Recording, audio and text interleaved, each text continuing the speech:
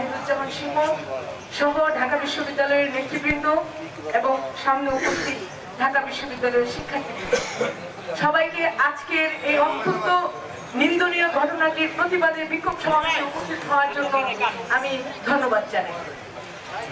প্রিয় উপস্থিতি, স্বৈরাচার পতনের পরবর্তীতে যে বাংলাদেশ তৈরি হয়েছিল, আমরা নারীরা প্রত্যাশা করেছিলাম সেই বাংলাদেশটি হবে একটি সুন্দর সুষ্ঠু রাষ্ট্র, যেখানে নারীরা নিরাপদ থাকবে, যেখানে আমাদের মত প্রকাশের স্বাধীনতা থাকবে, আমাদের চলাফেরার স্বাধীনতা থাকবে, আমাদের পোশাকের স্বাধীনতা থাকবে।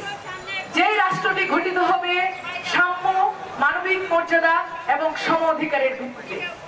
প্রিয় উপস্থিতি, আপনারা দেখছেন 5 আগস্টের পর থেকে কিভাবে আমাদের সেই স্বপ্নের বাংলাদেশ, যে নারীরা যেই স্বপ্নের বাংলাদেশ দেখেছিলেন সেই স্বপ্নকে ভুলুণ্ঠিত করার চেষ্টাকে আমরা 5 আগস্টের পরবর্তীতে এক মধ্যযুগীয় উপদ্রবের শিকার হয়েছি একটি গোষ্ঠীর কাছ থেকে।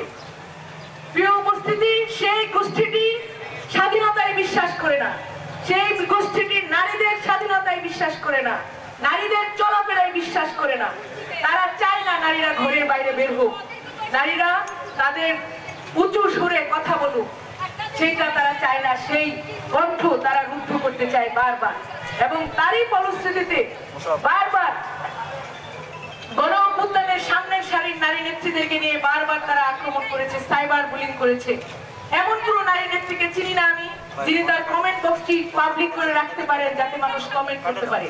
সেইখানে এসে অসভ্যের মতো, জানোয়ারের মতো তাদেরকে নিয়ে নোংরা কমেন্ট, তাদের শরীর নিয়ে, তাদের পোশাক নিয়ে, তাদের চরিত্র হননের চেষ্টা করার মধ্য দিয়ে।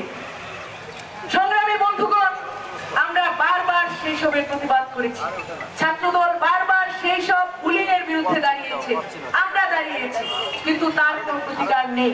সেই স্বাধীনতা বিরোধী অপগোষ্ঠীটি বারবার তাদের চেষ্টা তারা চালিয়ে গিয়েছে। তারা মেয়েদের পাশে দাঁড়ায় নেই, তারা বারবার ফাঁকা বুলি আপনারা মাঠে দেখবেন যে মেয়েদের সাথে কথা বলছে, কথা বলে ভিডিও করে ছবি ছাড়ছে, দেখাচ্ছে যে আমরা মেয়েদের কথা পছন্দ করি, কিন্তু আদতে তারা কি চায় সেটি গতকালকে ঘটনা থেকে স্পষ্ট হয়ে গেছে। প্রিয় উপস্থিতি, গতকালকে একটি ঘটনা ঘটেছে, আপনারা সবাই জানেন। ফাহমিদা আলম নামের এক প্রার্থী, তিনি রিট করেছিলেন নিষিদ্ধ ঘোষিত ছাত্র লীগের বিভিন্ন নেতাকর্মীদের প্রার্থিতার বৈধতার চ্যালেঞ্জ করে। সেই ঘটনার প্রেক্ষিতে হাইকোর্ট ডিভিশন থেকে ডাকসুকে স্থগিত করা হয়েছিল, ডাকসু ইলেকশনকে। পরবর্তীতে সেই রায়কেও স্থগিত করা হয়েছে, কিন্তু ঘটনাটি আসলে সেই জায়গায় থেমে থাকেনি। ফাহমিদা আলমের রাজনৈতিক মতামত, তার চিন্তা ভাবনা কোনটাই আমাদের আলোচ্য বা বিবেচ্য বিষয় নয়, কিন্তু তিনি একজন নারী, এবং সেই তার নারীত্বের উপর আক্রমণ করে যে ঘটনাটি ঘটেছে, তাকে গণধর্ষণের হুমকি দেওয়া হয়েছে, সেটি অত্যন্ত নিন্দনীয় এবং গর্হিত আচরণ। পরবর্তীতে আমরা যা দেখেছি, সেই আচরণের প্রেক্ষিতে কোনো দায় নেওয়া হয়নি। যেই ছাত্র শিবিরের কথা বলা হয়েছে, যে ছাত্র শিবিরের কর্মীটি সেই হুমকি দিয়েছে, তার দায় ছাত্র শিবির নেয়নি। শুধু নেয়নি না তা না, সারা রাত ধরে তারা চেষ্টা করেছে কিভাবে ন্যারেটিভ তৈরি করে মানুষের চিন্তা ভাবনা অন্যদিকে ঘোরানো যায়, শিক্ষার্থীদের মনোযোগ অন্যদিকে সরানো যায়। কিন্তু তাদেরকে বলে দিতে চাই, আপনারা এই শাক দিয়ে আর মাছ ঢাকতে পারবেন না। ঢাকা বিশ্ববিদ্যালয়ের শিক্ষার্থীরা, ঢাকা বিশ্ববিদ্যালয়ের নারীরা জানে আপনারা কারা, আপনারা কিভাবে কি করছেন, কিভাবে নারীদের হুমকি দিচ্ছেন, তাদের স্বাধীনতা খর্ব করছেন। ঢাকা বিশ্ববিদ্যালয়ের প্রত্যেকটি নারী প্রার্থীকে নিয়ে আপনাদের নেতাকর্মীরা কি ভাবছে সেটি বিভিন্নভাবে দেখা যায়। একজন প্রার্থী সীমা আক্তার, তিনি প্রার্থিতা ঘোষণার পরপরই তার কমেন্টে গিয়ে নোংরা অসভ্য জানোয়ারের মতো হামলা করা হয়েছিল, তিনি সেটির প্রতিবাদ করেছিলেন, কিন্তু সেই সংগঠনটি বরাবরের মতো কোনো দায় নেয়নি। তারা তাদের গুপ্ত কার্যক্রম গুপ্তভাবেই চালিয়ে যাচ্ছে। কিন্তু তাদেরকে বলতে চাই যে আপনারা যে গুপ্ত কার্যক্রম চালাচ্ছেন, আপনাদের রূপ কিন্তু আর গুপ্ত নেই। আপনারা স্বরূপে ঢাকা বিশ্ববিদ্যালয়ের নারীদের সামনে নিজেদের রূপ প্রকাশ করে ফেলেছেন, দাঁড়িয়ে পড়েছেন।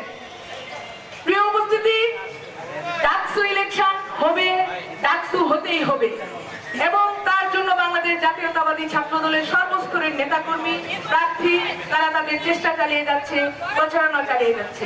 যেই অপগোষ্ঠীটি নারীদের আক্রমণের মাধ্যম দিয়ে নারীদেরকে হেনস্থা করে ডাকসুকে বন্ধ করতে চায়, তাদের উদ্দেশ্য বলে দিতে চায় যে আপনারা সেটি পারবেন না। যেই ঢাকা বিশ্ববিদ্যালয়ের প্রশাসন একদিন পার হয়ে যাওয়ার পরেও ঢাকা বিশ্ববিদ্যালয়ের ডাকসু ইলেকশনের একজন নারী প্রার্থীর নিরাপত্তা দিতে পারেনি, এখন পর্যন্ত সেই ধর্ষণ হুমকিকারীর কোনো ব্যবস্থা নিতে পারেনি, আমি সন্দেহ প্রকাশ করছি সেই প্রশাসনের অধীনে ডাকসু কতটুকু নিরপেক্ষ হবে। প্রিয় সাংবাদিক বন্ধুগণ, আপনাদেরকে সেই ব্যাপারে সজাগ থাকতে হবে। আমি একই সাথে এই রাষ্ট্রের দায়িত্বহীনতার ব্যাপারেও কথা বলছি। এমন একজন উচ্চশিক্ষিত নারী, তাকে হুমকি দেওয়ার মাধ্যমে তারই সহপাঠী যে জঘন্য দৃষ্টান্ত স্থাপন করেছে, সেই দৃষ্টান্তের পরে রাষ্ট্র কি ব্যবস্থা নিয়েছে, প্রশাসন কি ব্যবস্থা নিয়েছে? কোনো ব্যবস্থা নেয়নি। আজকে উপস্থিত ঢাকা বিশ্ববিদ্যালয়ের নারী শিক্ষার্থীদের পক্ষ থেকে আমি বলতে চাই, অতি দ্রুত ব্যবস্থা নেওয়ার মাধ্যমে আপনারা নারীদের অধিকার ফিরিয়ে নিয়ে আসুন। এই অপগোষ্ঠী, স্বাধীনতার বিরোধী গোষ্ঠীর হাত থেকে নারীদেরকে রক্ষা করুন, বাংলাদেশকে রক্ষা করুন। ধন্যবাদ। বাংলাদেশ জিন্দাবাদ।